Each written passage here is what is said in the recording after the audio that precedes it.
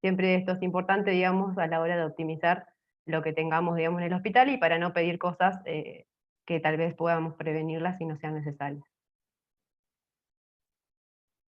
Vamos a empezar por definir algunos conceptos. El principal va a ser fiebre sin foco, que se determina por fiebre más de 38 o igual a 38 grados. En general es una temperatura rectal que consideran muchas de las guías. Ahora vamos a charlar un poco en cuanto a esto, que dura menos de una semana. El intervalo en muchas bibliografías habla entre 5 días y 7 días, sin causa evidente, ¿sí? Que no tenga ningún foco, ni catarro viera superior, ni otro foco, después de una adecuada anamnesis y un examen clínico minucioso. Esto es muy importante. Siempre hay que ver el paciente completo y buscar si tiene cualquier cosa. Si tiene algo, quiere decir que hay que ver ese foco y no es un febril sin foco, ¿sí? Después el concepto de fiebre de origen desconocido, que es de fiebre mayor a 38 grados durante un periodo superior a 8 días, y en la que se ha realizado una anamnesis, exploración física y estudios complementarios iniciales de forma exhaustiva, sin diagnóstico aparente, ¿sí? En general esto es autolimitado y benigno, son los cuadros virales que en general duran más tiempo de lo habitual, por ejemplo, ¿no? Fiebre prolongada, la presencia de fiebre controlada de al menos 3 semanas de duración y una semana de estudio exhaustivo, ¿sí? Sin llegar a diagnóstico etiológico. La duración de la fiebre excede a lo esperado para el diagnóstico clínico y en general puede ser por etiología también viral. Las fiebres recurrentes son episodios de fiebre de duración variable que se alternan con intervalos de apirexia de al menos 2 semanas, ¿sí? Estos conceptos, bueno, son importantes a la hora de caracterizar las fiebres, ¿sí? Tenemos que estar acostumbrados a, si hay un paciente con fiebre, hacer la curva térmica, ver cuántos registros por día hace, y empieza a minorar, digamos, la cantidad de registros. Eso es muy importante. Y acá, para que vean un poquito de lo que es la temperatura normal y la fiebre, según dónde se toma la temperatura, eh, siempre hay, bueno, en cuanto a esto hay controversias, ¿sí? Según las edades, también la temperatura y la técnica recomendada, en menores de 2 años es rectal o axilar, sobre todo axilar como screening de niños de bajo riesgo, y la rectal siempre va a ser la definitiva porque es la más fidedigna. El efecto, digamos, o las consecuencias de hacer una temperatura rectal son mínimas, o sea, el riesgo de perforación es muy baja, y se podría llegar a hacer a pesar de que nosotros utilizamos más la axilar, ¿sí? Se considera temperatura rectal como fiebre que sea de 38 de temperatura y axilar un 37,4, ¿sí? El límite entonces para considerar como febril a un paciente es de 37,4 en la axila y 38,32,2 en el recto, ¿sí? Entonces el concepto de fiebre más de 38 se debe referir a la temperatura rectal. Esto debería ser así siempre. Nosotros en el hospital en general consideramos ya, o sea, registro febril más de 38, pero tenemos que tener en cuenta que ya si el paciente tiene 37,4, empezar a pensar que puede haber algo más, ¿sí? Ya sea que tenga o no tenga foco. En este caso estamos con el febril sin foco, ¿sí? En cuanto a la epidemiología, tenemos que tener en cuenta que lo más frecuente es que sean infecciones virales del 58%, en cambio las bacterianas son del 10 al 15%, y esto también es la relevancia, digamos, a la hora de la epidemiología y a la hora de pensar qué vamos a hacer en cuanto a la conducta antibiótica.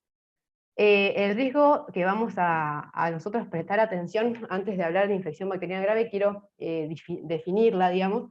La infección bacteriana grave es una infección bacteriana potencialmente grave, justamente, que incluye, además, a la infección bacteriana invasiva, ¿sí? A la infección del tracto urinario, que es la más frecuente de todas, y la gastroenteritis, por ejemplo, aguda bacteriana en menores de 3 meses. Y en cambio, la infección bacteriana invasiva es el aislamiento de una bacteria patógena en el líquido estéril, ¿sí? Ya sea en orina, en líquido cefalorraquídeo, eso es una infección bacteriana invasiva. El riesgo de infección bacteriana grave en menores de 60 a 90 días, eso es lo que vamos a, digamos, hablar en estas diapositivas, ¿sí? Porque después, la semana que viene, María Ira va a hablar después ya del mayor de 3 meses. Y acá les muestro el riesgo que tienen de infección bacteriana grave. Los neonatos y digamos, a menor edad van a tener mayor riesgo, de 2 a 25%, en lactantes de 4 a 10%, y el 66% de los pacientes bacteriémicos tienen buena apariencia clínica, ¿sí? En los lactantes, ¿sí? Esto es muy importante en tenerlo en cuenta, así que un examen físico que sea normal en estos pacientes no va a querer decir que no tengan, digamos, una bacteriemia o no tengan algo más. Entre los 3 y 36 meses es menos del 1 al 3% el riesgo de infección bacteriana grave. Así que fíjense cómo los bebés, digamos, los más pequeños, los neonatos, menores de 28 días, tienen mayor riesgo de infección bacteriana grave. Esto es por digamos, la inmunodeficiencia, por decirlo entre comillas, o sea, la inmunidad, digamos, que todavía no llegó a su maduración adecuada. Ellos, digamos, cuando van creciendo empiezan a tener mayor maduración para gérmenes capsulados, ¿sí? Y están protegidos parcialmente por lo que es la lactancia materna, ¿sí? De la madre, y los anticuerpos que pasan trasplacentales. La identificación de la infección viral disminuye, pero no descarta la posibilidad de infección bacteriana grave, ¿sí?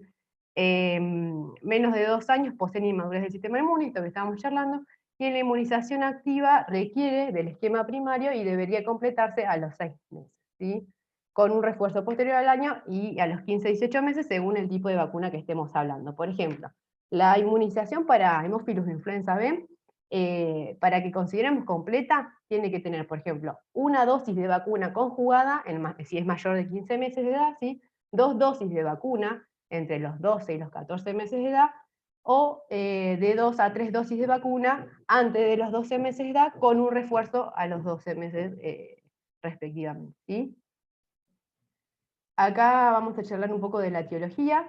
Fíjense, la infección bacteriana grave incluye diferentes etiologías, digamos, y focos. Lo más frecuente es la infección urinaria por lejos. Después, bueno, le sigue en frecuencia lo que es la gastroenteritis bacteriana, la bacteriemia oculta, la neumonía, ¿sí? Y vamos a ver que según la edad, dependiendo, a menor edad es más frecuente la meningitis bacteriana y a mayores edades es menos frecuente.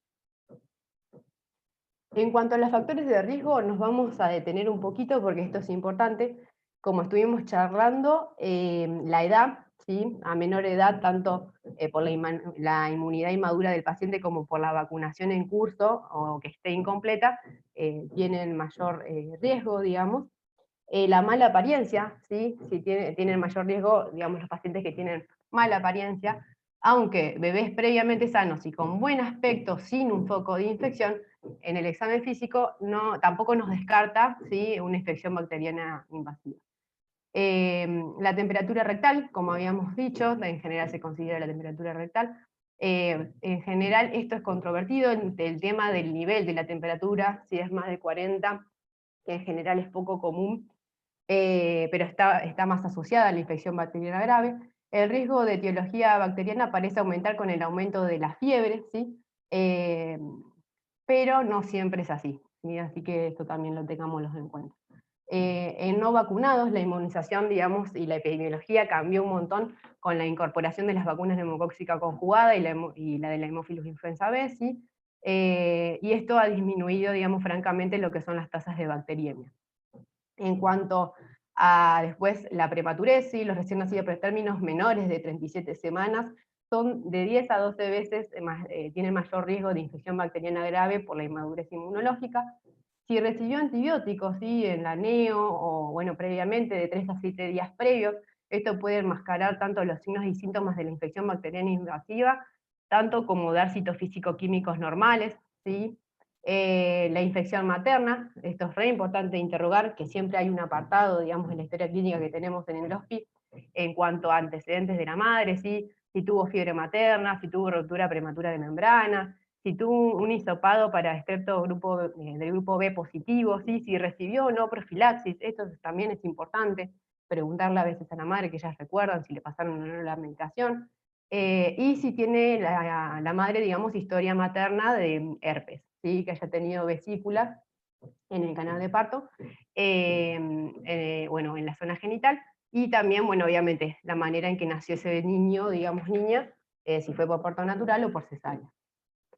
Después, en cuanto a lo que es social, sí, en sí no es un factor de riesgo directo, pero sí la capacidad de los cuidados, digamos, que tienen los cuidadores en cuanto a pautas de alarma, acceso al hospital, sí, cercanía, dificultad en el entendimiento, sí, todo eso tienen que prestarle atención, porque también puede ser uno de los factores que nos lleven tal vez a internar al paciente.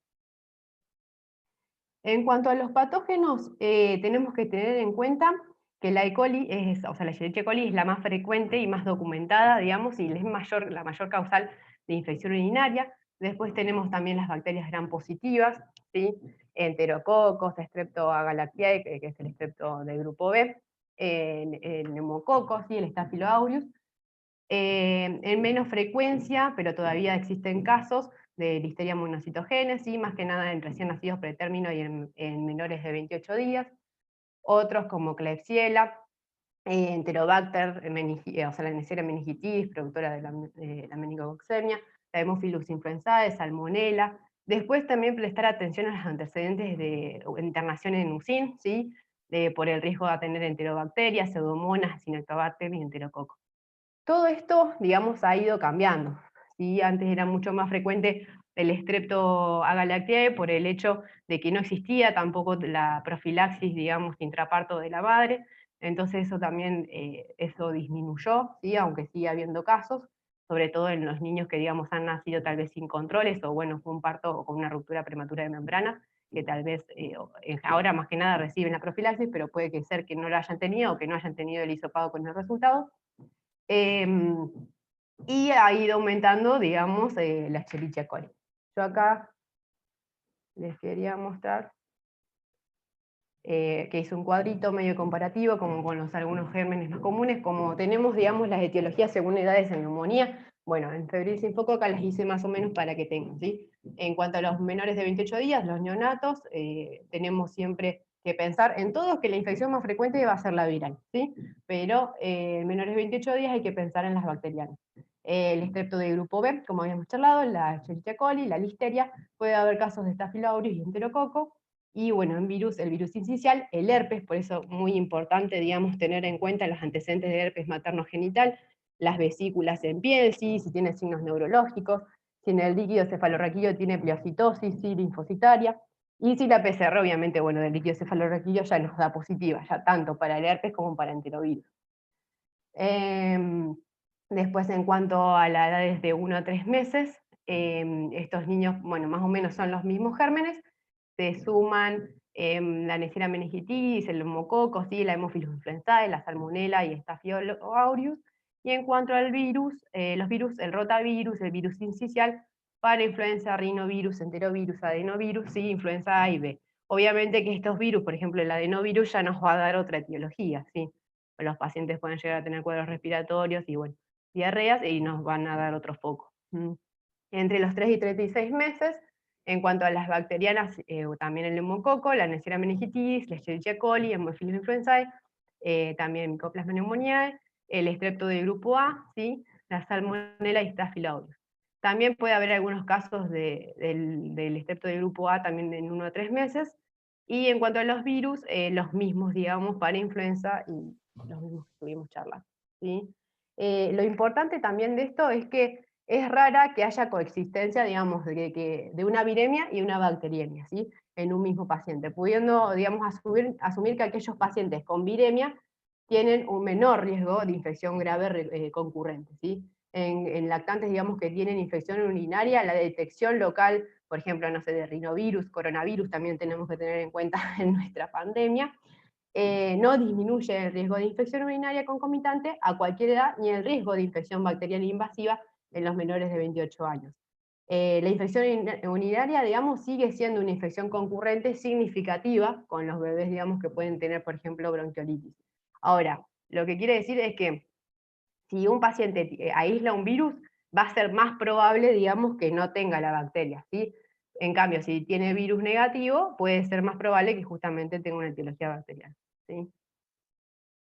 Y bueno, y acá para dividir un poco las aguas, entonces vamos a charlar nosotros de los menores de 28 días, los neonatos, y de 1 a 3 meses, que son los lactantes, ¿sí? Después Mari en la próxima clase va a hablar entre los 3 y 36 meses. Para que les quede claro, antes de empezar a hablar también más profundamente de febril sin foco, es fundamental, igual que por ejemplo un neutropénico febril, la evaluación clínica exhaustiva y reiterada, ¿sí? No quiere decir que por dejar a un paciente internado en observación no lo vayamos a ver de vuelta a pesar de que haya tenido un laboratorio de bajo riesgo, ¿sí? Estos pacientes necesitan seguimiento porque un paciente con un laboratorio de bajo riesgo puede igual ponerse tóxico, digamos, posteriormente. Siempre, digamos, la evaluación clínica no va a ser suficiente en estos pacientes, tiene que estar en conjunto con parámetros de laboratorio para establecer el diagnóstico más probable y mejorar la calidad de la atención de estos niños, ¿sí? Todo lo que, o sea, tanto clínico, no podemos decir que con solo la clínica nos pueda decir que de tal etiología, ¿sí? O con el examen físico que sea tal etiología, tenemos que ver todo en conjunto. Y antes de empezar a hablar de síndrome febril en cuanto a los casos clínicos, quería dejarles esto, que para que se fijen, en general en los menores de 3 meses se utiliza la escala IOS, ¿sí? Que es una evaluación que tiene en cuenta la afectividad, ¿sí? El esfuerzo respiratorio, la perfusión periférica, y va dando de 1 a 3 puntos según la afectación sea normal, si tengo una afectación moderada o una afectación grave, ¿sí? La afectividad en cuanto al niño, cuando lo vemos, digamos, la apariencia ahí en el momento de que lo vamos a ver, si está sonriendo, está irritable, si es consolable o no en brazos de la madre, ¿sí? Si tiene esfuerzo respiratorio, ¿sí? También, dependiendo, digamos, qué esfuerzo tenga, y la perfusión periférica. Que esto se puede medio comparar un poco con lo que es el triángulo de evaluación pediátrica, que siempre es importante hacerlo en un inicio, que evalúa lo mismo, el trabajo respiratorio, la apariencia general y la circulación cutánea. Si tenemos mayor o igual a 100 puntos, tiene riesgo de infección bacteriana grave, y tenemos que internarlo, digamos, y hacer todo lo que es el laboratorio y el inicio del tratamiento empírico, ¿sí? Esto es algo más que nos ayuda al todo, ¿sí?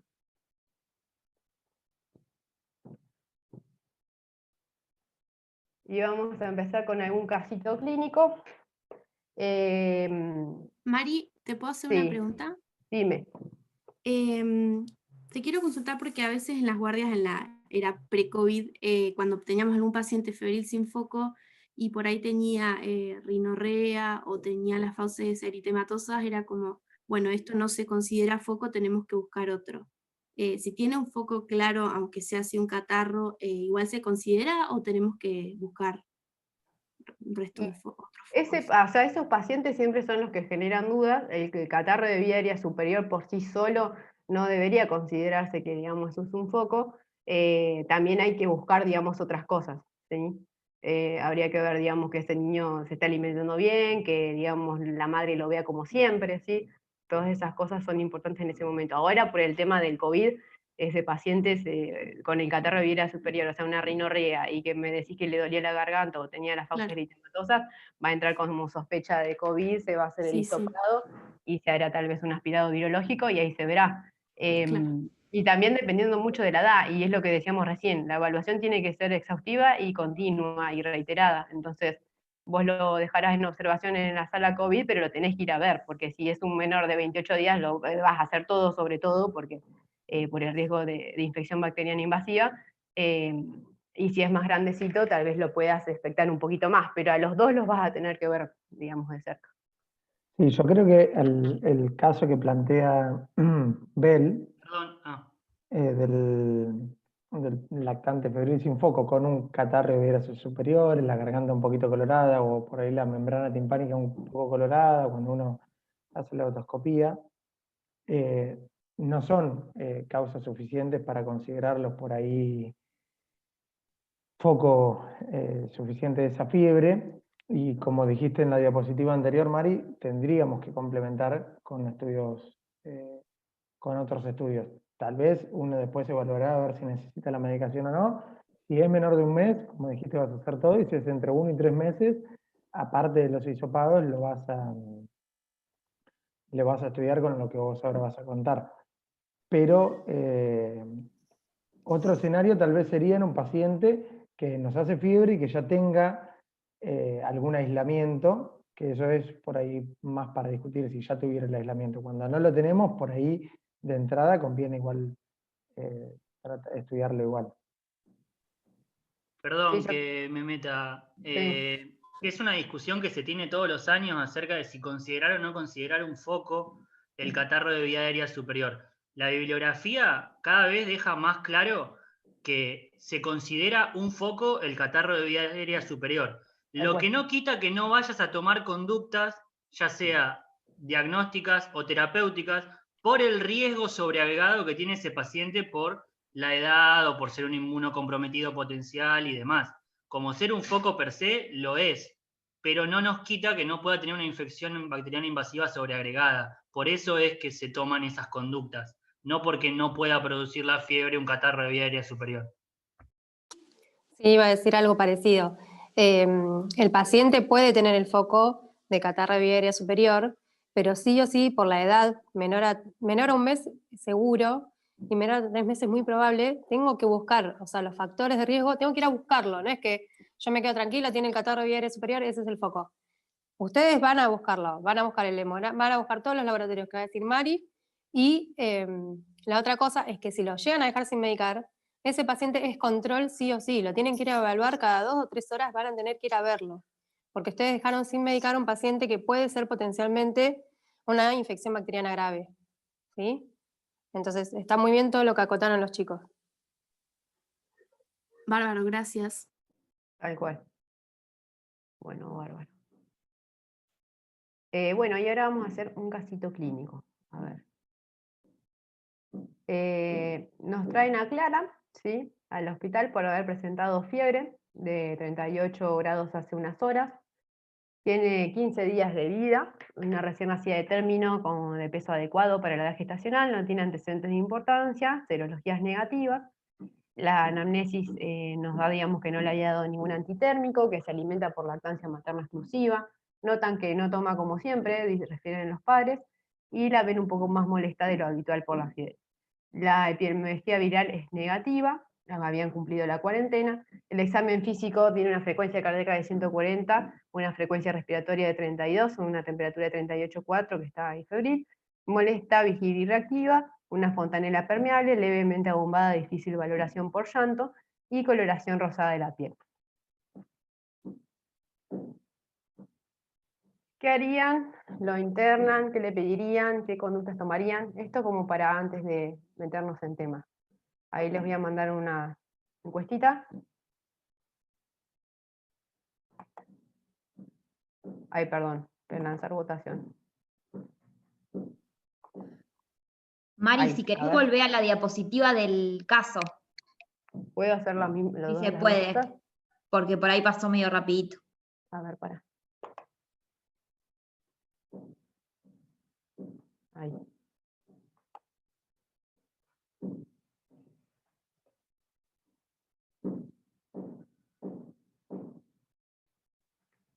Ah, somos unos cuantos, 75, no, 78. Bueno, bien. Vamos acercándonos a la mitad de todos los que estamos.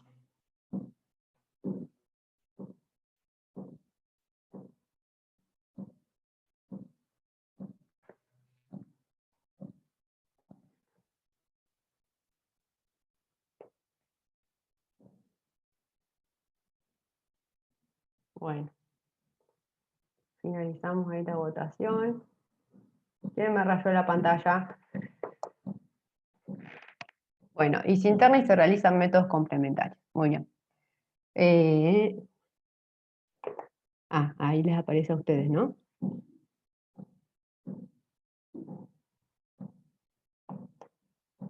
Muy bien.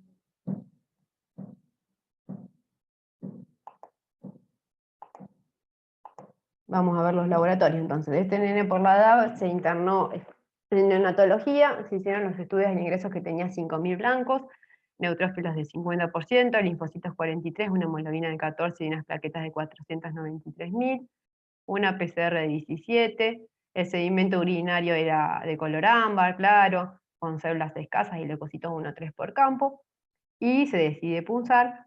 Se hace, bueno, la punción obviamente por la edad, menores de 28 días, digamos, con fiebre, siempre son pacientes con alto riesgo de infección bacteriana invasiva, así que se realiza la punción. El líquido era ligeramente turbio, con proteínas de 0,55, ¿sí?, un poquito aumentadas, la glucosa está baja, 0,16, no teníamos la glucemia pareada, que eso también es importante hacerla, ¿sí? Los elementos eran de 10, se medica empíricamente con cefotaximia y ampicilina por ese líquido cefalorraquídeo y ante la imposibilidad, digamos, de descartar el compromiso meningio, y Clara tuvo una meningitis, ¿sí? Tenía los resultados de cultivos, los hemocultivos fueron negativos, el urocultivo fue negativo, y el líquido cefalorraquídeo aísla una E. coli que era sensible a ampicilina. Síndrome febril sin foco, vamos a hablar entonces en neonatos de menos de 28 días. ¿Tienen alguna pregunta de este paciente o algo antes de seguir? Ahora después van a seguro a ver preguntas después de esto. Y si tienen alguna Mari, duda me preguntan. Sí. ¿le habían pedido urocultivo?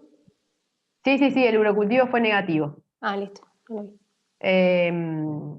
Eso también habla de que a veces teniendo un seguimiento, digamos, normal, no descarta primero que tenga una infección urinaria, en este caso igual no la tenía, pero tenía la E. coli, digamos, igualmente en el lirio cefalorraquídeo.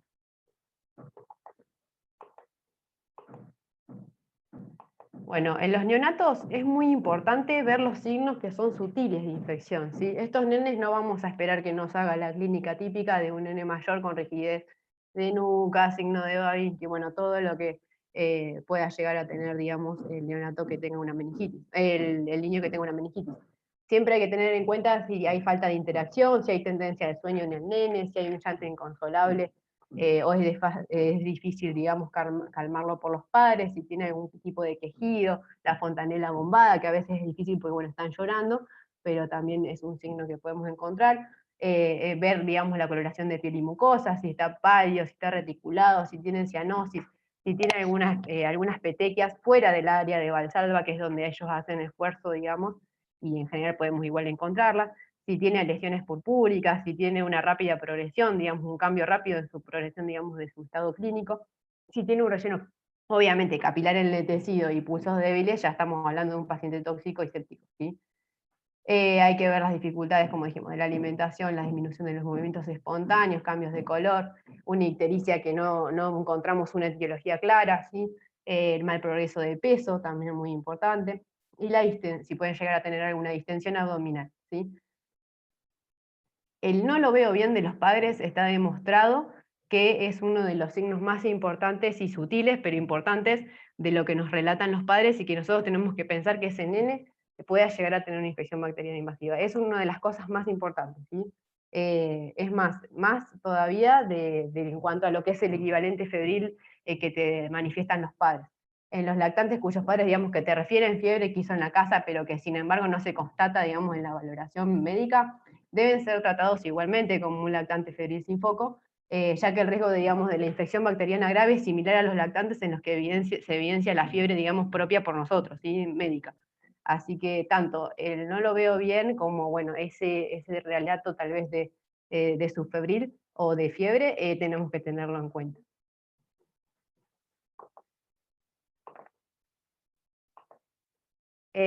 Bueno, tener en cuenta también que el síndrome febril sin foco va a ser una de las consultas más frecuentes que van a tener en la guardia o en emergencia o, bueno, en la internación. Es el 13% de las consultas en emergencia, el 30% de las internaciones en lactantes de esta edad, del 7 al 28% tienen riesgo de infección bacteriana grave, ¿sí? Del 7 al 16% la causa va a ser una infección urinaria, del 2,5 al 6 una bacteriemia, hasta el 6% una meningitis, menos frecuente ya la neumonía y la enteritis, ¿sí? Estos nenes, es re importante, todos se van a internar. Menor de 1 año se interna, ¿sí? Se hace hemograma, PCR, se puede evaluar hacer procalcitonina si lo tenemos a mano, sedimento urinaria, el urocultivo, hemocultivos por 2, digamos, y la punción lumbar. Bueno, ahora vamos a charlar igual un poco de la punción lumbar. En cuanto a la antibioticoterapia, si no tienen compromiso meningio, que es muy difícil, digamos, en esta edad descartarlo, podemos utilizar ampicilina, gentamicina, ¿sí? La ampicilina siempre para cubrir la listeria, a pesar de que sea poco frecuente, ¿sí? El enterococo también, a pesar de la baja incidencia de la listeria, cubre mejor la ampicilina. Y, digamos, la gentamicina siempre hace un efecto sinérgico, ¿sí? En cuanto a la cobertura, también la deberemos poner, y de no poder descartar meningoencefalitis, ampicilina y cefotaxima, ¿sí? ¿Qué les iba a decir? Bueno, obviamente considerar en este caso las dosis, digamos, a dosis meningia, ¿no? Mari, perdón. Y esto me faltó, y de las, sí, decime. No, una aclaración que también ahí Sí. lo ponen en el chat, que es lo que vos pusiste ahí, es menor de 1 mes, porque Y todo esto es menor de 1 mes. es menor de 1 mes, que quede claro. capaz que no sé qué dije, pero sí, menor de un mes. Menor de un mes se hace todo, ¿sí? Y el aciclovir, que ahí lo puse como una llamadita, como habíamos charlado, en cuanto a la posibilidad, digamos, de que la madre tenga antecedentes de herpes genital materno, ¿sí? Que tenga vesículas en piel, signos neurológicos del nene, ¿sí? En el líquido cefalorraquídeo que haya pleocitosis, y bueno, si ya tiene una PCR, obviamente se pone el aciclovir de entrada. Importante del herpes, las lesiones en el neonato se buscan en cuero cabelludo, ¿sí? Porque es lo que pasa por canal de parto primero y es lo que suele tener la primera afectación.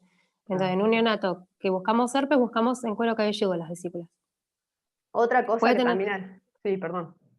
uno que puede tenerlas en otro lado, pero se buscan específicamente ahí. En estos pacientes, digamos, y en todos los pacientes para que tengamos en cuenta, con febril sin foco, el inicio del tratamiento no debe demorarse, ¿sí? En pacientes que estén en mal estado general y con alto riesgo de infección bacteriana grave, ¿sí? Esos pacientes necesitan el tratamiento dentro de la hora, es la hora de oro, se tratan de sacar las muestras que se puedan, en ese momento todas las que se puedan, se hace sondeo vesical o cateterismo, se hace la punción suprapúbica, se hacen los hemocultivos, y si algo no llega a salir, pero nos estamos quedando en el tiempo, se medica igual, ¿sí? Así que eso tenerlo en cuenta en todos los pacientes, sobre todo en los menores de 28 días seguro, y también en los menores de 3 meses, digamos, con alto riesgo. Bueno, esto en los menores de 29 días, digamos, con fiebre sin foco, se internan, como habíamos dicho, siempre hay que evaluar los antecedentes, ¿sí? Si es un recién nacido pretérmino, si estuvo internado, digamos, más tiempo que la madre en neo, si tuvo alguna otra hospitalización anterior, si tuvo tratamiento antibiótico previo o actual, ¿sí? Entre los 5 y 7 días previos a la hospitalización, si tiene alguna enfermedad de base, si tiene ictericia sin causa definida, y obviamente si la madre tiene un cultivo de estreptococo bacteriano positivo. En estos pacientes se evalúan todos estos antecedentes, se hace el hemograma, se pide la PCR, la orina completa, el urocultivo, se evaluará si se hace o no radiografía de tórax según también los valores de blancos, si tiene mayor a 20.000 blancos o una temperatura de 39, o clínica, digamos, de neumonía, se hace la RX, hemocultivos por 2, el coprocultivo en caso de tener, digamos, diarrea, y el aspirado virológico de virus respiratorios también según la clínica.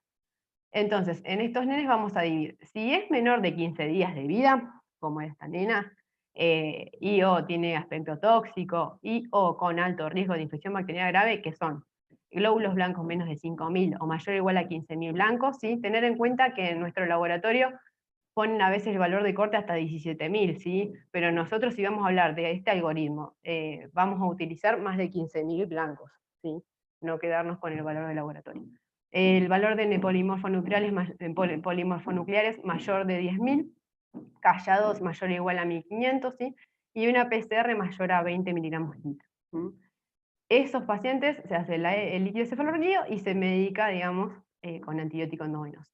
En mayores de 15 días y con bajo riesgo de infección bacteriana serían los que tienen los blancos entre 5.000 y 15.000, los que tienen polimorfo menos de 10.000, los que tienen callados de menos de 1.500, que igual se va a hacer, digamos, el líquido cefalorraquídeo, si la punción, se evaluará si es normal o si es patológico antibiótico endovenoso, y si es normal sería posible la observación, pero considerando la antibiótico-terapia endovenosa, ¿sí? Siempre tener en cuenta también que el urocultivo salga antes de poner el antibiótico, ¿sí? Porque si no perdemos la posibilidad del diagnóstico de infección urinaria, y en estos pacientes para seguimiento, y bueno, para el tratamiento posterior es re importante. Vamos a charlar. Sí. Te hago una pregunta que estábamos charlando en el chat. En ese grupo etario, y creo que hasta los menores de 3 meses, con un líquido normal, había leído que no se podía descartar que no tuviera una meningitis, aunque el líquido fuera normal. Bueno, Te eso pregunto ahora lo porque vamos a has hecho la Sí, disquisición ahí entre los antibióticos. claro, eso ahora lo vamos a charlar como en el neonato menor de 28 días, ¿no? Podrías uno descartar, digamos, la afectación meningia, uno lo trata por eso justamente como si la tuviera, ¿sí? Con el alto índice de sospecha. Ahora, en los nenitos más grandes, pero en general menores de 2 meses, también pasa lo mismo. Todo menor de 2 meses puede tener un líquido cefalorraquídeo normal por 2 razones. Una, porque uno empezó con la clínica muy pronto, y bueno, y el líquido cefalorraquídeo puede estar todavía normal, o bueno, por todo lo que dijimos anteriormente, si recibió antibiótico previo, puede dar, digamos, un líquido cefalorraquídeo, un citofísico normal, ¿sí? Por eso es que se medican según, bueno, digamos, el riesgo, y se medican en general todos, ¿sí? Ahora vamos a ver igual, y lo vamos a aclarar mejor, porque tal vez el mayor de 2 meses, si está en buen estado general, puede evaluarse, si no, sí, ¿sí? Ahora lo charlamos. No sé si quedó claro, Bel. O sea, siempre lo medicamos con dosis y a esquema meningio y Sí, bajamos el esquema cuando tengamos un cultivo negativo del líquido. claro, sí, ¿Está sí, bien sí, así? sí. Gracias, Mar. Esto es re importante, sobre todo estos nenes, digamos, como es tan difícil la valoración y no hacen la clínica típica, y por esta razón, digamos, nosotros lo tenemos que cubrir. Y el riesgo, digamos, en menos de 28 días de meningitis bacteriana es mucho más alto que digamos, en el resto de los pacientes. Esto de, digamos, de un paciente tóxico, a ver, para ver si puedo volver para atrás. Un paciente tóxico, digamos, tenemos que medicarlo antes de los 60 minutos, hacer todo lo que más podamos de estudios complementarios y medicarlo, ¿sí? Porque es una urgencia. Bueno, acá 2 palabritas de lo que es el valor, digamos, que tiene la procalcitonina y la PCR. La PCR, igual que el eritro, antes se utilizaba mucho la eritrocementación, después con el advenimiento, digamos, de mayor cantidad de biomarcadores, digamos, de reactante de fase aguda, y sigue habiendo cada vez más, sí, van apareciendo. Esto seguramente, tal vez hoy decimos esto y tal vez en un año o menos vamos a tener más marcadores, o sea, hay interleuquina 27, hay un montón de cosas que podemos pedir después. La PCR comienza a elevarse, digamos, pasadas las 12 horas, ¿sí?, del inicio de la enfermedad, con valores altos en la infección bacteriana grave, y puede demorarse de 3 a 7 días en disminuir, ¿sí? La procalcitonina lo que tiene es que asciende más velozmente, con un pico a las 6-8 horas, presenta una meseta a las 12 horas y desciende a las 48-72 horas, ¿sí? Y en general el valor que se considera menor de a 0,05 es de bajo riesgo, y mayor a 2 o 1,7, según donde leamos, tiene mayor riesgo y riesgo de sepsis, ¿sí? Y acá vamos por el segundo casito clínico. En este caso tenemos a Pedro, que tiene fiebre. Es traído también a la guardia por su madre, por presentar registro de 38 grados de horas de evolución. Tiene 2 meses y 15 días de edad. Es un recién nacido de término, sin antecedentes personales de relevancia. Tiene serologías negativas, la vacunación la tiene incompleta porque refiere que por la pandemia no pudo ir a vacunarlo. Vive en el barrio El Carmen, le atrajo, digamos, su vecina porque no tenía cómo venir, y el anamnesis se alimenta por lactancia materna con buena conducta. El examen físico sin hallazgos patológicos. Y a ver, viene la misma pregunta, pero les dejo acá y pongo la encuesta.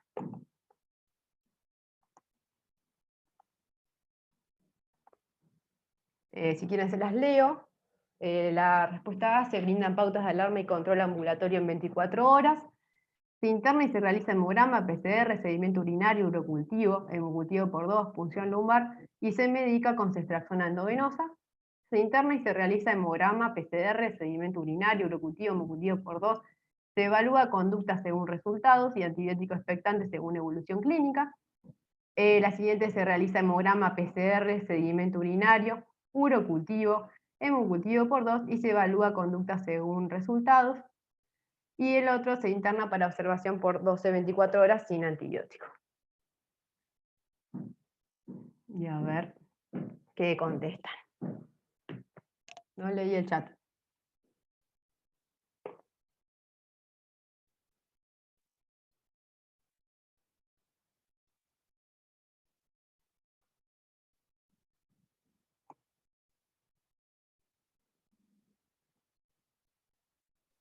Esta está un poquito más peleada que la anterior, ¿no?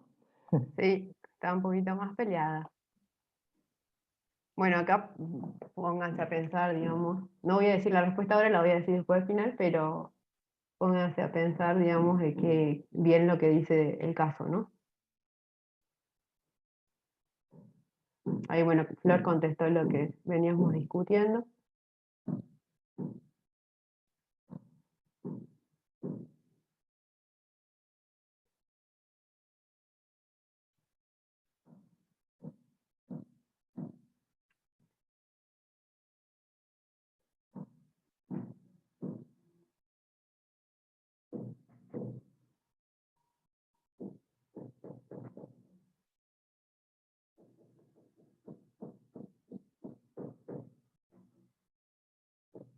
Si tienen alguna duda o algo del caso pueden preguntar también.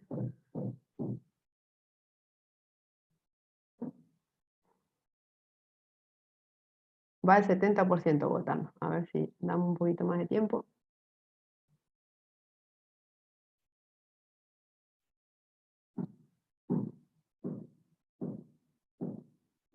Mientras contestan un ratito más y reforzando lo que dijo Flor, re importante, digamos, el preguntar, sí, completar la historia completa que tenemos, digamos, en el hospital, o sea, en la hoja de atrás de la primera hoja, todos los antecedentes perinatológicos, sí, de la madre, si recibió o estuvo internado en neos, qué recibió de antibióticos, si tuvo algún aislamiento ese nene, si estuvo en neos, sí, todo, sí, cultivos de la madre, serologías de la madre. Todo eso es re importante, ¿sí? Preguntar bien todo lo más completo que se pueda, porque eso después nos va a ayudar para las conductas que tomamos después. Si tiene, no sé, Prodictec normal, si ya se hizo las evaluaciones, digamos, fondo 2 con transmisiones, bueno, todo también es importante para ver también si esta madre siguió a ese niño, digamos, y si tiene pauta de alarma y todo, ¿no? Bueno, a ver, vamos a finalizar la votación.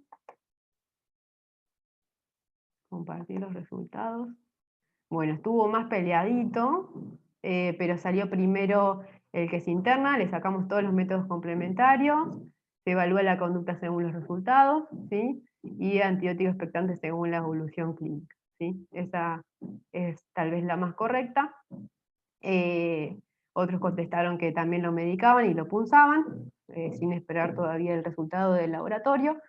Y el otro solo pide estudios complementarios y aguarda conducta, que esas son un poquito parecidas, la tercera y la cuarta.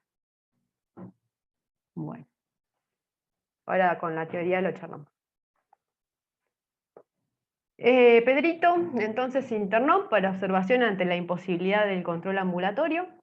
Se reciben estudios de laboratorio que tenía 11.000 blancos, neutrófilos de 50%, linfocitos 43%, una hemoglobina de 2 y una hemoglobina de 36, 250.000 plaquetas, una PCR de 5, un sedimento que era normal, células escasas, leucocitos de 3 a 4 y hematíes de 0 a 1 por campo.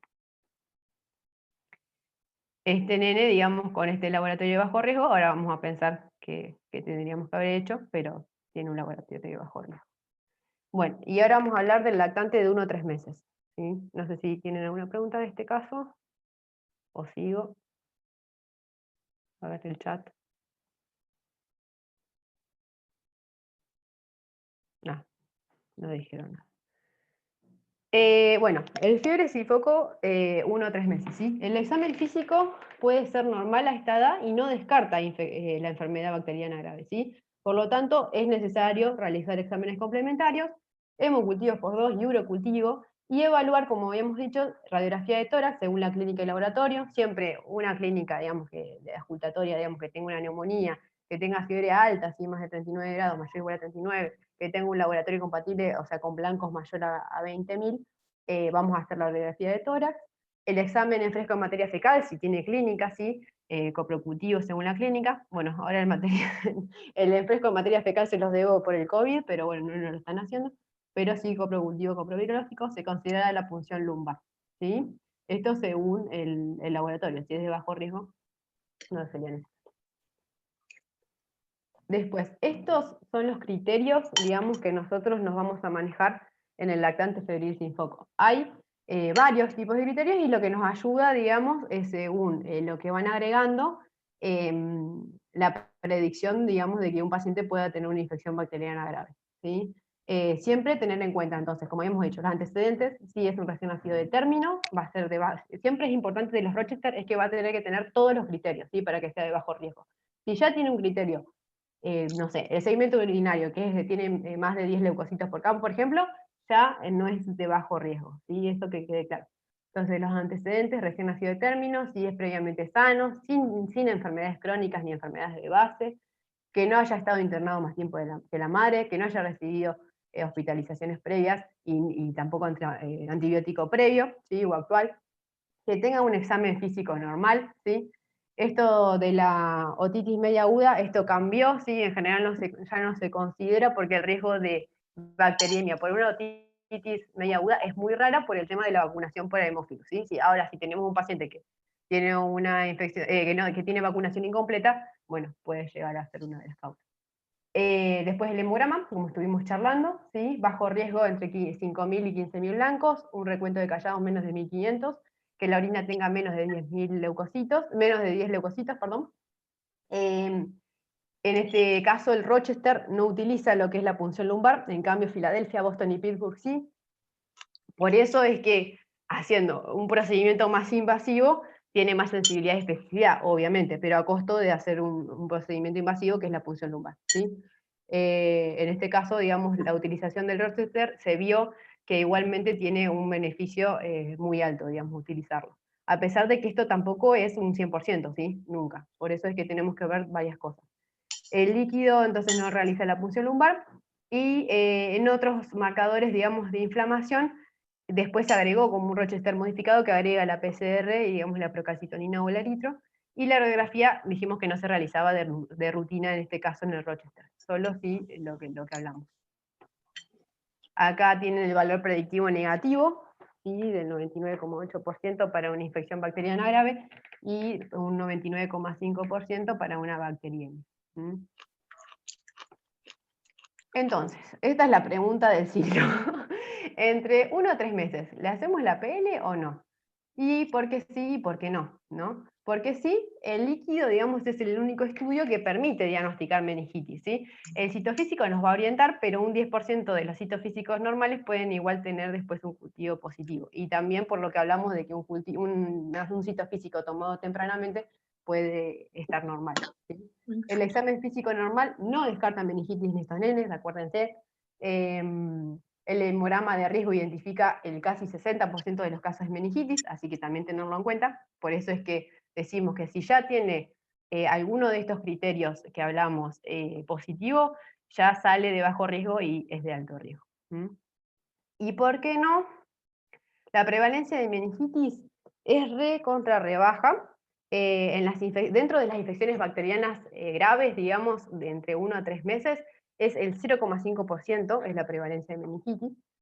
El líquido cefalorraquídeo, como dijimos, realizado muy tempranamente, a veces no descarta la meningitis, y padres confiables permiten, digamos, realizar un seguimiento, que eso también es bastante controvertido. Y puede haber 3 posibles abordajes, ¿sí? Uno más conservador, que propone que la punción lumbar debería hacerse a todos los lactantes de 1 a 3 meses. Otra que dice que la PL sería hecha, digamos, a los lactantes entre 1 y 2 meses, o sea, a los menores de 2 meses, no a los mayores, que es un poco lo que se está viniendo ahora, ¿no? No realizar la punción lumbar en los niños de 1 a 3 meses si se cumplen todos los criterios de bajo riesgo, o si se diagnostica una ITU que tendría un foco claro, ¿sí? Y por esto que dijimos que el riesgo de bacteriemia de la infección urinaria en esta edad es muy bajo. En cualquier caso, no se debería prescribir ningún tratamiento antibiótico a lactantes de esta edad en los que no se haya descartado meningitis. Si pasó alguna cuestión, digamos, primero que el alto riesgo, bueno, lo vamos a punzar, ¿sí? Pero si pasó alguna cuestión que nos llama la atención, algo mínimo del examen físico, algo del laboratorio, lo que sea, que nos hace dudar y queremos poner el antibiótico, siempre hay que hacer la punción previamente, ¿sí?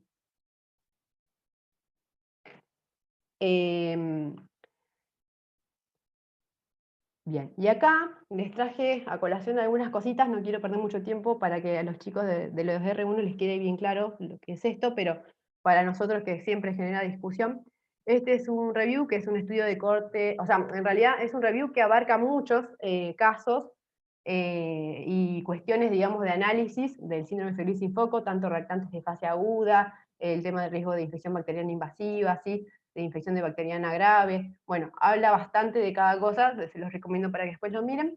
Y dentro del artículo habla de diferentes estudios. Dentro de esos estudios, uno es una cohorte de retrospectiva del 2007 al 2014, o sea, son 7 años, ¿sí? Que juntan 1.188 lactantes febriles entre 29 y 56 días, o sea, menores de 2 meses, fíjense ahí el punto de corte, ¿sí? Y de todos esos pacientes, un solo niño, o sea, el 0,08% tenía meningitis bacteriana y no cumplía con los criterios de bajo riesgo, justamente ese nene. Así que fíjense que bajo el porcentaje de meningitis bacteriana en estos nenes. Después tenemos un estudio retrospectivo en pacientes pediátricos, también con infección urinaria en este caso, 2013 a 2014, y que solo alrededor del 5% de las infecciones urinarias en niños en esta edad pediátrica se asociaban con bacteriemia y presentaban urosepsis. Y este es un estudio también que habla de la predicción por una escala PEPCAM Rule, o sea, las reglas PEPCAM, que ahora lo vamos a mirar, bueno, de los síndromes febriles sin foco, ¿no? Es un análisis, en este caso secundario, de un registro prospectivo en un entorno del servicio de urgencias pediátricas. Lo único que tiene de malo este estudio es que es de un solo hospital, es de un tercer nivel de atención, pero es un solo hospital. Y abarcaba lactantes menores de 60 días con síndrome febril sin foco entre 2007 y 2014. Las principales medidas de resultado hablaban, digamos, de la prevalencia entre la infección bacteriana grave y la infección bacteriana invasiva en lactantes de bajo riesgo, según las reglas que ahora vamos a ver.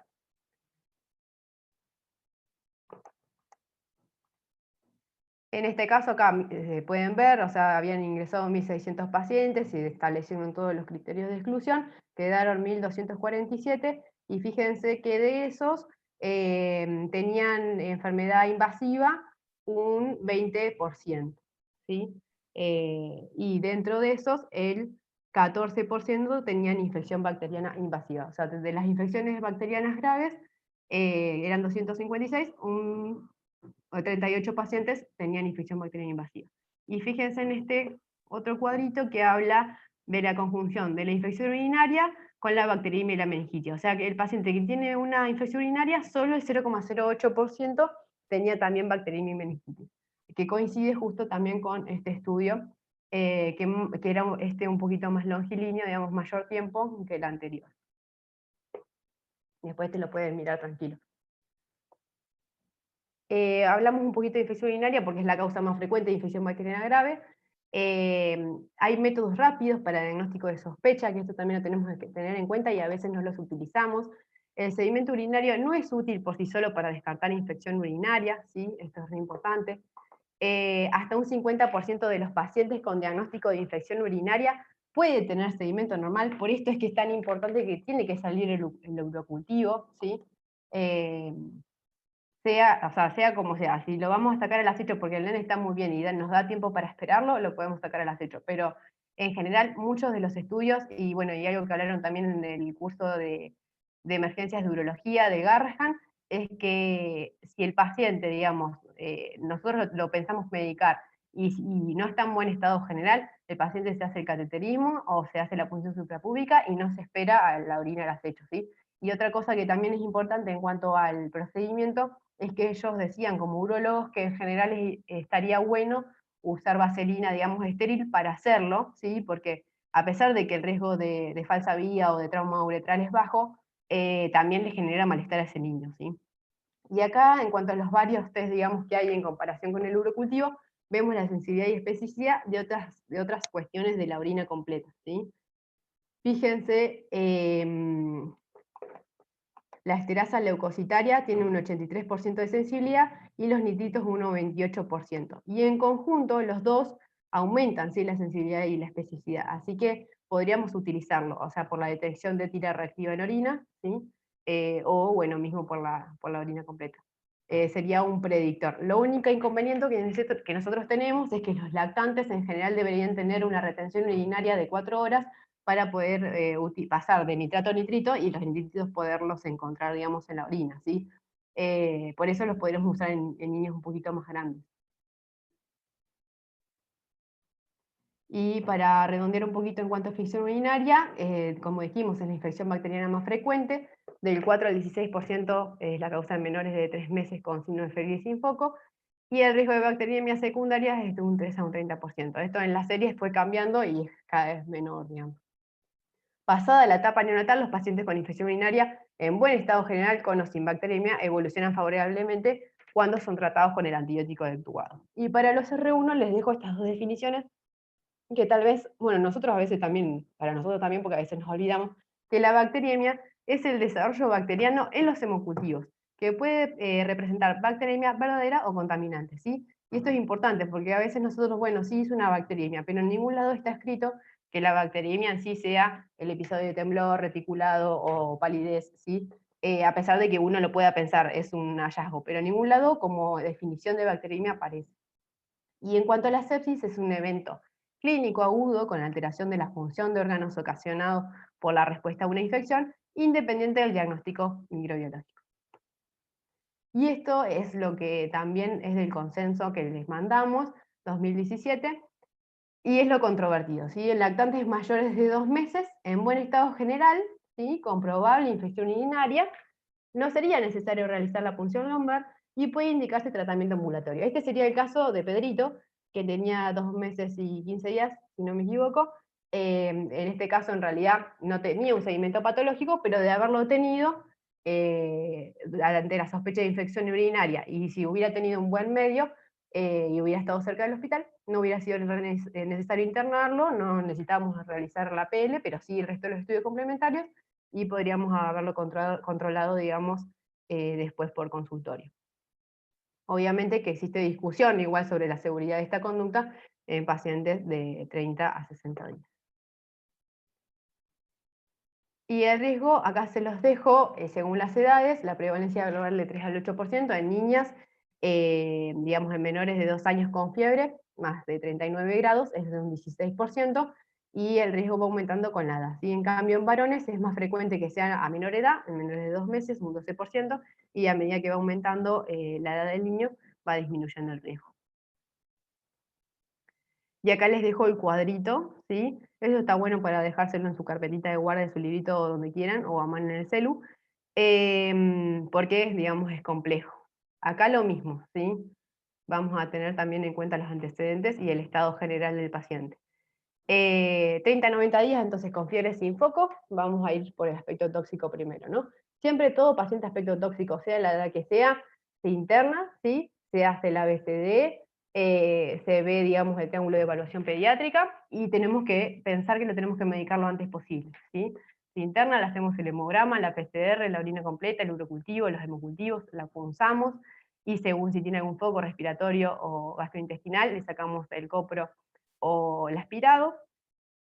Ahora en COVID, bueno, también el hisopado para COVID, y la antibiótico-terapia endovenosa, ¿sí?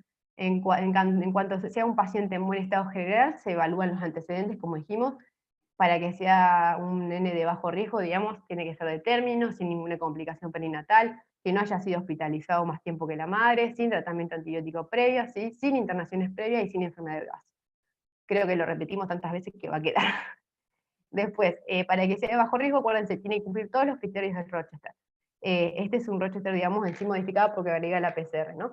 Entonces, blancos de 5.000 a 15.000, ¿sí? Polimorfo menos de 10.000, callados de menos de 1.500. La relación callados-polimorfo también es bueno usarla también como biomarcadora de reacción, menos de 0,2, el sedimento urinario que sea normal, si en caso que le saquemos materia fecal que también sea normal, y una PCR menos de 20. Si tenemos seguimiento asegurado, los padres tienen buen nivel de alarma, sabemos que van a estar cerca del centro de salud y lo vamos a poder controlar, si pasa todo esto podemos controlarlo de manera ambulatoria. Y si no, se va a internar para observación, ¿sí? La observamos por 12-24 horas y si está todo bien se podría ir a su casa.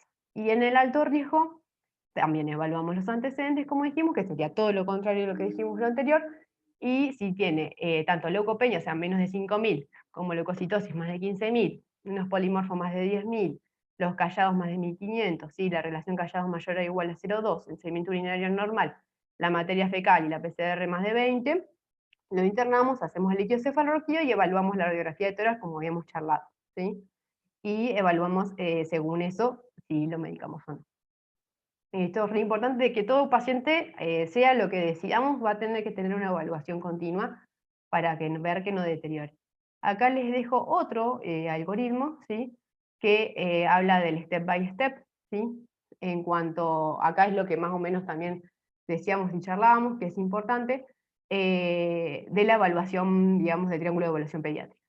La ABCD, ¿sí? Si está alterado, es un paciente tóxico, vamos a interpretarlo también como una sepsis, vamos a poner el oxígeno a 100%, ¿sí? Máscara de reservorio, el monitor, si está en mal estado, mal perfundido y todo, se realizará la expansión, ¿sí? En vuelo rápido, lo más rápido posible, tira en orina, ¿sí? Gram y urocultivo, PCR procalcitonina en cultivos, y bueno, se verá la antibiótico-terapia según la edad, ¿sí? Como hemos charlado.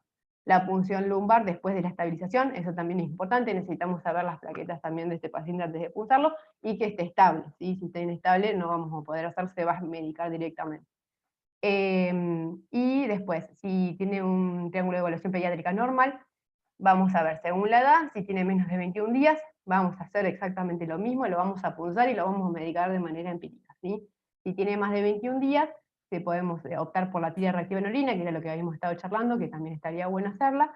Si vemos si hay leucocituria, hacemos el gram, el urocultivo, PCR hemocultivos y procalcitonina, y valoramos la necesidad del ingreso según la edad, ¿sí? Y bueno, y en cuanto a si se diagnostica la infección urinaria, la antibiótico-terapia. Si no hay leucocituria, igualmente esto no quiere decir que no tenga infección urinaria, ¿sí? Del 25 al 50% de los sedimentos urinarios normales pueden tener igual infección urinaria, por eso es la importancia de también sacarlo. Y bueno, también tener en cuenta en las épocas, digamos, epidémicas, influenza y enterovirus, ¿sí? Para la recolección de los métodos complementarios. Y en cuanto a la analítica sanguínea, en este caso utiliza la procalcitonina, si es mayor a 0,05, mayor a 0,5, consideramos, digamos, la punción lumbar y el antibiótico empírico y la internación. Si tiene menos de 0,5, la PCR si es mayor a 20, ¿sí? Y tiene neutrófilos más de 10.000, tenemos que, bueno, también medicar, hacer la punción lumbar previamente, y podemos también observarlo cada 12-24 horas desde el inicio de la fiebre, y evaluar si se puede ir o no sin antibióticos y el control por el pediatra. Si tenemos una procalcitonina menos de 0,5 y la PCR también menos de 10, con neutrófilos menos de 10.000, se puede observar por 12-24 horas desde el inicio de la fiebre, y alta sin antibióticos, sin incidencias, y control por su pediatra en 24 horas. Entonces, tiene que cumplir, para que sea de bajo riesgo, todos los criterios. No tiene que tener aspecto tóxico, que la edad sea mayor de 21 días, que no haya leucocituria, que la proca sea menos de 0,5, que la PCR sea menos de 20, neutrófilos menos de 20.000, y se hace un periodo de observación clínica durante 12-24 horas desde el inicio de la fiebre. Esta escala, al día de hoy, es la más precisa y de mayor sensibilidad y valor predictivo negativo, en comparación también con lo que es el Rochester, ¿sí? Y esta les quería dejar, que son las PERCAM Rule, que estuvimos charlando del artículo de infección urinaria que estábamos viendo, que es de 29 a 60 días, fíjense, o sea, menores de 2 meses, y habla de hacer un uroanálisis positivo, ¿sí? Esto está hablando del análisis de orina completo. Si lo tiene un 49,6% de riesgo de infección bacteriana invasiva. Si no lo tiene, vemos, digamos, el recuento leucocitario, si tiene más de 4.000, o sea, de neutrófilos, más de 4.000, si lo tiene, un 6% de infección bacteriana invasiva, y si no lo tiene, evaluamos también la procalcitonina. Si tiene más de 1,7, y es negativa, o sea, si es positiva, tiene un 27,3% de riesgo de infección bacteriana invasiva. O sea, cuanto más criterios junte, mayor riesgo. Si no tiene ninguno, como se pueden fijar acá, fíjense, el 0,2% de riesgo de infección urinaria, de bacteriemia y de meningitis bacteriana, ¿sí? Así que este es otro de los que utilizan, y que también dice que es bastante más fuerte que de lo que es el Rochester. Pero bueno, nosotros seguimos utilizando con las guías de la SAP, que es de la Argentina, y es lo que utilizamos acá, ¿sí? Pero bueno, es como para tenerlo en cuenta también. Ahora, 2 palabras del antibiótico, ¿sí? Vamos a utilizar ampicilina, cestraxona o cefotaxima, ¿sí? También por lo mismo que dijimos, por las etiologías, la ampicilina por las coberturas. La cestraxona, si la utilizamos sola, lo que sucede es que a veces hay resistencia de lo que es la listeria, ¿sí? Y el enterococo, lo que le da sinergia, digamos, a la cestraxona con la ampicilina frente a Enterococcus faecalis, ¿sí? Así que por eso también lo podríamos utilizar sola, en conjunto, quiero decir. Nosotros en general estamos acostumbrados a usar solo cestraxona, también por el bajo riesgo de listeria, pero sería lo más adecuado utilizarla, y por la resistencia de otros gérmenes, ¿sí? Si no puede descartarse infección, se deben indicar los antibióticos en el intervalo para meningitis. Siempre acuérdense, bueno, ceftriaxona 100, ¿sí? En el intervalo para meningitis, y si no 80, y bueno, sucesivamente. Esto es como para repasar un poquito el riesgo de bacteriemia oculta antes y después de la vacunación, ¿sí? Con Haemophilus influenzae y con la antineumocóxica. Fíjense cómo bajó. Antes de la vacuna el riesgo de Haemophilus era casi un 11%, después de la vacuna bajó a un 0,93%. Y post vacuna con antineumo de 0,25 a 0,7. Fíjense acá los riesgos de bacteriemia oculta por neumococo, casi un 6% de riesgo de meningitis, de un 6 a 10% de infecciones focales, la mortalidad de un 0,8%, y la mayoría, lo importante del neumococo, se autolimita sin antibióticos. Y el Haemophilus influenzae es 12 veces, tiene más riesgo de meningitis que el neumococo. Por eso siempre ante la presencia de un Haemophilus influenzae en hemocultivos, es muy probable que pueda llegar a tener la meningitis. Y el Neisseria meningitidis es el que mayor tiene riesgo de meningitis, un 42 a un 86%, por eso también muy importante también el examen físico, ¿sí? Que no tenga petequias, que no tenga, fiebre y petequias, hay que descartar sí o sí el meningococo, ¿sí? Aparte de todo esto, el 50% de riesgo de enfermedad invasiva grave y el 4% de mortalidad global. Es uno de los peores, pero ha disminuido mucho con la vacunación. Entonces, ¿podemos replicar estas recomendaciones acá en Argentina, digamos? La prevalencia de infección bacteriana en nuestro medio coincide con la de otros países que aportan evidencia, porque todo esto que hemos estado hablando, muchas de las cosas, excepto lo de la SAP, es extraído, digamos, de la epidemiología de otros lugares, tanto España y Estados Unidos. Entonces, lo que nos ha pasado es que a partir del 2012 hubo una reemergencia por, bueno, faltas de vacunación, falta de cobertura, digamos, incompleta. Así que, bueno, ahí fíjense cómo fue aumentando del 2012 al 2015. El promedio de la internación pre-vacunación había sido del 10,5 casos por año, y post-vacunación bajó de 0,7 casos por año, un montón. Pero fíjense acá cómo fue reemergiendo, y el cambio, digamos, de la cobertura. Nosotros por lo menos tenemos que tener más de un 95% de cobertura para, bueno, tener menos riesgo. A partir del 2014 es que se vio el aumento sostenido del número de casos, y la mortalidad durante toda la serie fue del 4,8%. O sea, disminuyó un montón a pesar de la vacunación, pero hubo esa reemergencia ahí. Acá podemos ver, según las edades, ¿sí? La vigilancia de los serotipos de Haemophilus influenzae, según la causa, la consecuencia, digamos, ¿no? De la infección por influenza. Si tenía una bacteriemia, una meningitis, una neumonía. Y siempre a menor edad va a ser mayor el riesgo, si tengamos en cuenta esto, porque también por dos cosas, porque todavía tienen la vacunación en curso, no completan el calendario, digamos, completo de la vacunación de inmunización activa, y por eso es la frecuencia, digamos, mayor. El riesgo de enfermedad es mayor entre los 6 y 12 meses de edad, más del 85% de enfermedad invasiva ocurre en menos de 5 años, y más del 65% en menores de 2 años. Los niños más pequeños son más susceptibles a la enfermedad invasiva, probablemente por ausencia de esto que decíamos, por ausencia de los anticuerpos contra el polisacárido capsular, que se adquieren entre los 2 y 5 años, ¿sí? Esa es otra de las causas de que por eso es mayor la incidencia. Mientras que antes de los 6 meses se mantiene parte de los anticuerpos maternos, y por lo tanto las infecciones graves por Haemophilus se presentan generalmente entre los 6 y 24 meses. Y acá les dejo, según el germen, digamos, aislado, la antibiótico-terapia, ¿sí? Que las dosis que se utilizarían y lo que sería ideal utilizar para la que les quede. Resumiendo y comparando un poquito después para darle pie a la clase que va a dar la semana que viene de Mari, en menores de 3 meses, ¿sí? No hay relación clara entre el grado de la fiebre, es controvertido, ¿sí? La posibilidad de bacteriemia. La insensibilidad de la exploración física para detectar infección bacteriana es escasa, ¿sí? Hay lactantes menores de 3 meses con infecciones bacterianas y en buen estado general, como habíamos charlado. Puede existir una meningitis sin signos meningios, ni otros signos o síntomas neurológicos.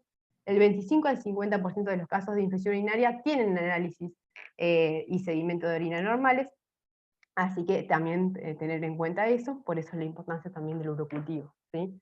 Y bueno, todo lo contrario, digamos, mayores de 3 meses, la bacteria es más frecuente cuanto mayor es la temperatura, en este caso tiene mayor peso esa regla, la sensibilidad y especificidad de la exploración física para detectar infección bacteriana grave va a ser mayor, ¿sí? Porque estos nenes van a poder hacer una clínica más florida.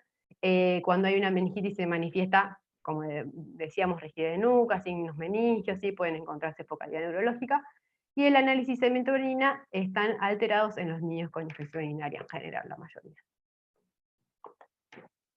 Después, otra cosa que me parecía importante es que no perdamos el tiempo. A veces uno ve la fiebre y dice, bueno, ya la bajo y le paso DIPI. No, lo primordial es buscar la causa, ¿sí? Eso es lo más importante. Estos nenes, digamos, tienen... O sea, nosotros tenemos que buscar que no tenga una causa. O sea, si tiene una causa, eso nos va a hacer que no lo partamos como un queso, básicamente, ¿sí? Entonces, la conclusión es, digamos, la infección viral es la causa más frecuente de fiebre en bebés más pequeños, ¿sí? No quita que no pueda haber una coinfección, pero menos frecuentemente. Que la causa más frecuente de infección bacteriana es la infección urinaria, ¿sí? Siempre tomar urocultivo previo al antibiótico, ¿sí? No nos vamos a cansar de decirlo porque ha pasado, ¿sí? El objetivo de la evaluación es identificar a los bebés, ¿sí? Que tienen un alto riesgo de contraer una enfermedad bacteriana invasiva y o virus, por ejemplo, el herpes simple, ¿sí? Y que por lo tanto requieren tratamiento antibiótico empírico y hospitalización. Para eso pongamos, digamos, en práctica todos estos algoritmos que mencionamos, sobre todo el Rochester. Si nos vamos a agarrar de uno, agarremos de eso. Es lo mismo si vamos a hacer una cetoacidosis, nos agarramos de la guía que queramos, pero hacemos eso, ¿sí? Hasta el final. Es importante la revaloración del paciente debido a la labilidad de los niños pequeños, ¿sí?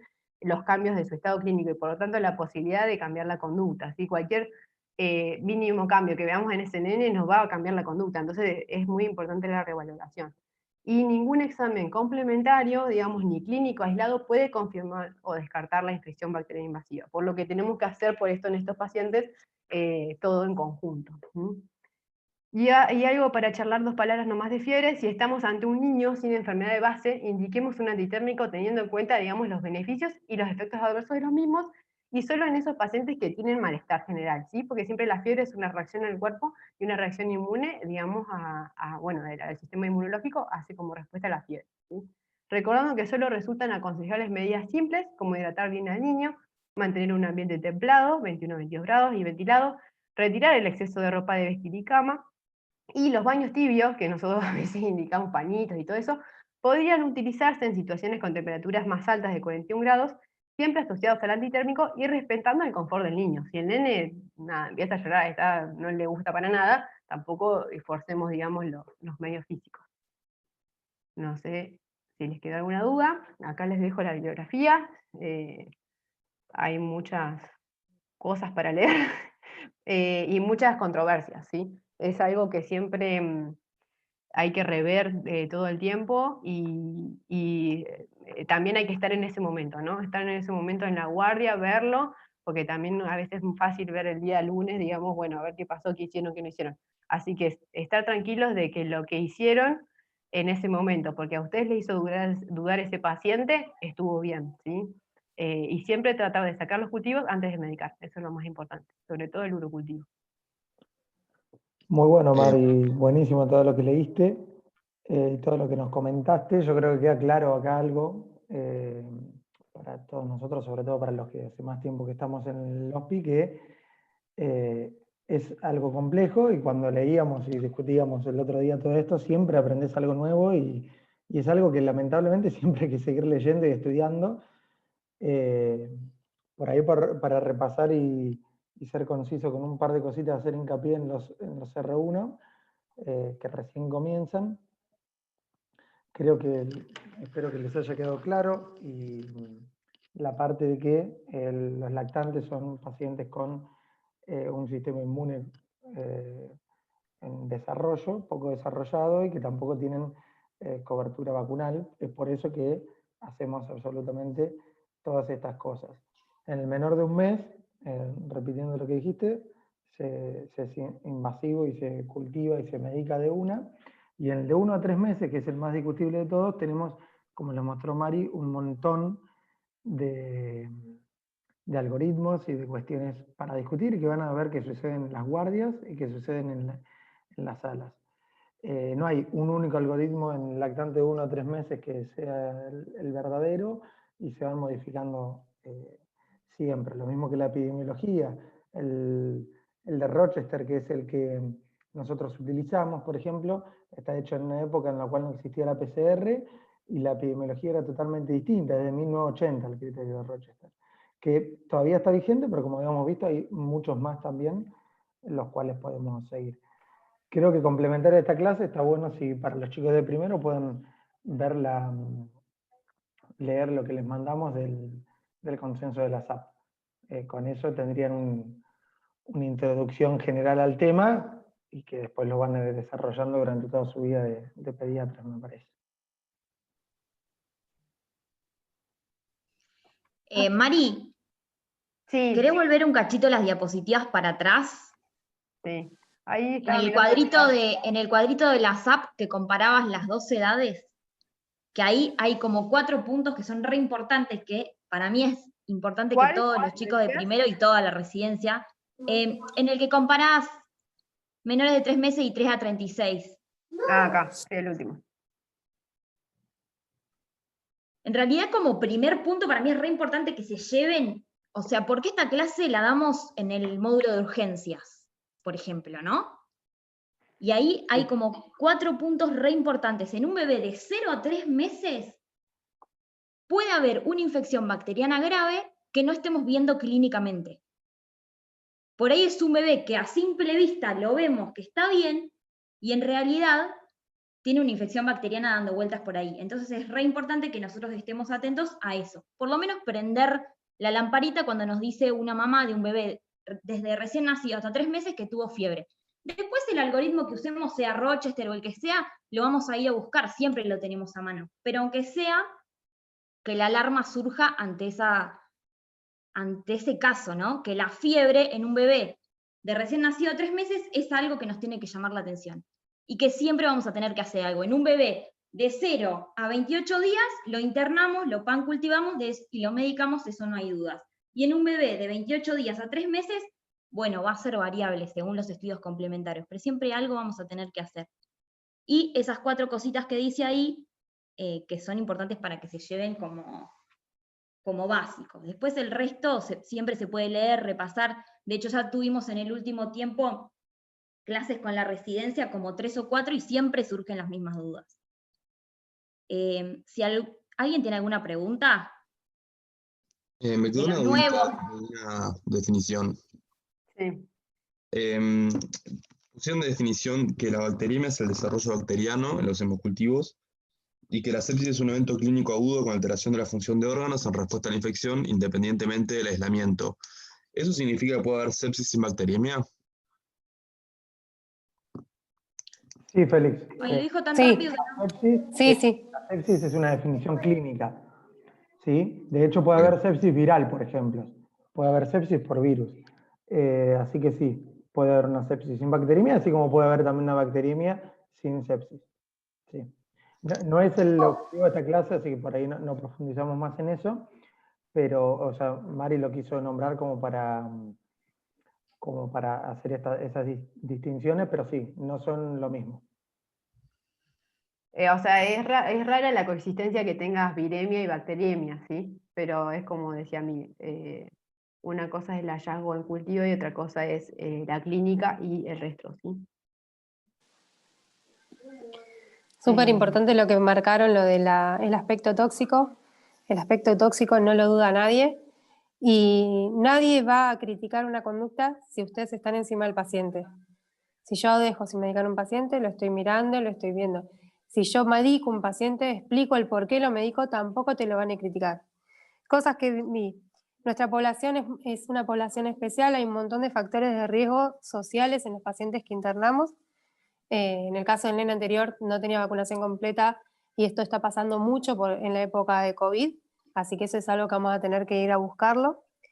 Lo que remarcó Mari un montón de veces, el sedimento urinario normal, no descarta la infección urinaria en menores de 3 meses. Mari está hablando de menores de 3 meses. Después más adelante, cuando veamos la próxima clase, van a ver que el sedimento urinario nos habilita a pensar que no está la infección urinaria. Cosa importante en la práctica, no se pueden olvidar de hacer la glucemia. El que está punzando tiene que preguntar la glucemia previa a la punción, porque la glucemia post-punción se eleva, ¿sí? Por el estrés. Así que el que va a punzar se encarga de saber si salió o no la glucemia o si no le hacen un dextro al pie de la cama. Y el líquido cefalorraquídeo no se puede perder. ¿Sí? Eso ya lo deben haber marcado, pero el líquido cefalorraquídeo lo lleva quien lo punza y se hace cargo de ese líquido cefalorraquídeo y llega al laboratorio. Porque es un método invasivo el que estamos haciendo. Entonces ese líquido cefalorraquídeo no se puede perder. Después el resto, excelente la clase, Mari. Ahí preguntan en el chat, Mari, Lucila, una compañera de primero, si en el lactante de 1 a 3 meses, si le realizo punción lumbar, si espero el resultado antes de pasar a antibiótico. No, el resultado del cultivo no, medicás empíricamente.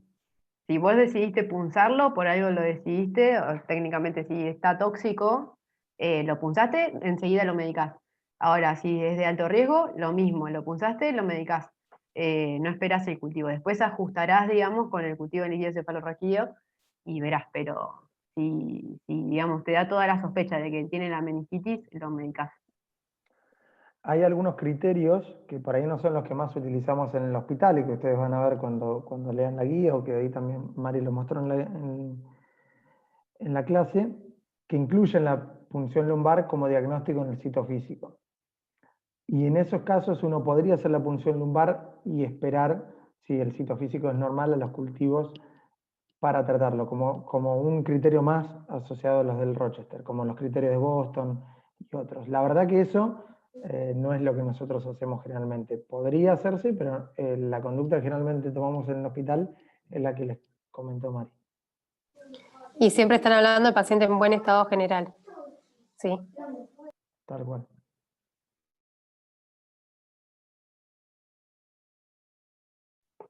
¿Alguna otra pregunta? Si llegan a surgir más dudas, me pueden escribir, no hay problema. Y a Gaby también, obvio, o a nosotros, a cualquiera en realidad, que tengan a mano, porque es algo que siempre da duda y hay que buscarlo. Por eso ténganse también el algoritmo a mano, si quieren. Yo lo tengo en mi carpetita, acá, ahora no lo tengo, pero bueno, en las guardias me lo llevo. Y siempre la evaluación del ojo de ustedes va a ser lo más importante. Si lo ven y les da duda, pártanlo, es así. Mari, preguntaron qué método utilizás para sedimento urinario y muestras de orina. Bueno, eso es una buena pregunta, porque en diferentes lugares que vos lees, si por ejemplo, no sé, menores de 2 meses, 3 meses, dicen, por ejemplo, primero que la bolsita colectora no serviría para nada, ¿sí?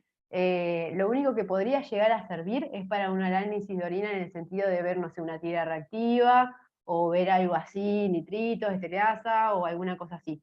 Pero si no, no. Y en general es, o la muestra la has hecho, pero en muchas de las guías nuevas y en todos lados te dice que de no esperar tal vez y hacer el sondeo urinario, digamos, el cateterismo, y si es menor de 28 días, hacerle directamente la punción suprapúbica. Después eso lo verán mejor en infección urinaria, pero también van cambiando también los recuentos de unidades funcionales de colonia según dónde uno le hace, de dónde sale la muestra, ¿no?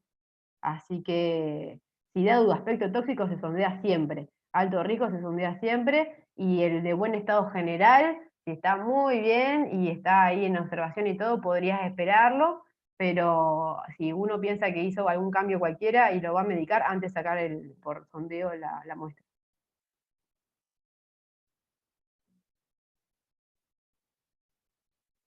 No, o sea, si vos haces, acá Vale pone punción suprapúbica al acecho, no, o sea, una cosa es la muestra del acecho, que vos juntás, haces la higiene, digamos, de toda la región perineal, todo, con el frasquito estéril, la juntás así en la recolección, en general lo mejor sería el chorro medio, pero en lactantes, la verdad, olvídate, junta lo que puedas. Y la punción suprapúbica, digamos, el procedimiento después lo pueden mirar en videito en YouTube o algo de eso, y el cateterismo siempre en condición estéril, guante estéril, todo estéril, toda la protección nuestra también de contacto, barbijo, todo, sí, protección ocular también, porque te van a hacer pis ahí en al toque. También hay otras maniobras que hablan de cómo se llama, agarrar al lactante y como bombear, digamos, como decirte lo que es la vejiga, y ahí podrían estimularlo como a ver si hace, pañitos húmedos o lo que sea, pero bueno, hacerlo. Es difícil, hay que volver a insistir, sí, porque a veces pasa, la mamá se va a dormir, se cuelga, después va, viene. No, estar atento, sí, a que salga, preguntar, ir, volver, decirle a la mamá, no, ponete a juntarlo de vuelta, sí. Eso es importante. Y si van a hacerle las dos cosas, si van a hacerle sondeo, o sea, cateterismo y punción lumbar, hagan primero el cateterismo porque con la punción lumbar se suelen hacer pis. Da igual, sí, un dato importante. Pregunta si suprapúbica o al acecho. La verdad es que la suprapúbica no es lo más frecuente que hagamos en las salas de terapia intermedia, de clínica. Generalmente optamos por el sondeo vesical o la técnica al acecho, como les contaba Mari. Y algo para repetir, que ya lo dijeron, pero creo que hay que aclararlo nuevamente, es el tema del estado general del paciente. Siempre vamos a buscar los cultivos, vamos a ser súper estrictos con tratar de buscar los cultivos, hemocultivos, urocultivos, punción lumbar en el paciente que estamos evaluando en esta clase, que es el lactante febril sin foco en buen estado general. ¿Sí? En pacientes sépticos o en un shock séptico, después tendremos otras clases y veremos cuál es la forma de actuar.